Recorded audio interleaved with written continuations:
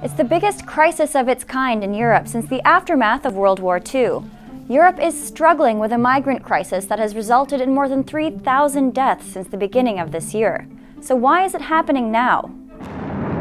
Primarily because of growing conflict and instability in the Middle East, Africa, and Asia. Many of the refugees come from Syria, where a civil war has been raging for more than 4 years. Syrian President Bashar al-Assad's government has been accused of using barrel bombs and chemical weapons against its own people, and the extremist group Islamic State has taken over large parts of the country, putting civilians under brutal and violent rule. 4 million people have fled the country, with around 2 million Syrians in Turkey, more than 1 million in Lebanon, and more than 600,000 in Jordan. More Syrians are heading to Europe as refugee camps in these neighboring countries are overcrowded and underfunded. War-torn Afghanistan and Iraq are also major sources of refugees, and large numbers of people are fleeing civil war in Libya, while others are fleeing poverty and conflict in Eritrea and Nigeria.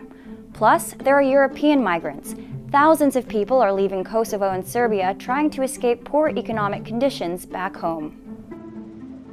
According to the EU's border agency, there has been almost 3 times the number of migrants illegally crossing into Europe between January and July this year. So what is their end goal? Many want to get to Germany, Sweden, and the UK, where there are better economic conditions and growth, so jobs will be easier to find. Plus, many of those seeking to get to the UK speak at least some English. How are they trying to get there? There are established routes that lead to Greece, Hungary, or Italy. Nearly 200,000 people have arrived in Greece alone so far this year. Many migrants from Syria and Iraq travel through bordering Turkey. From there, they head to Greece on boats across the Aegean Sea. From Greece, many head to the Western Balkans to continue their journey. Macedonia, Serbia, and Hungary all see an estimated 2,000 migrants arriving each day.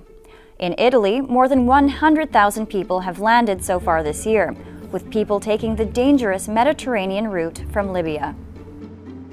Do the migrants get to Northern Europe?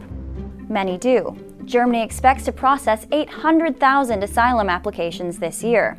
But many also get stuck in Hungary and Greece, waiting for the documents they need to travel to other European countries.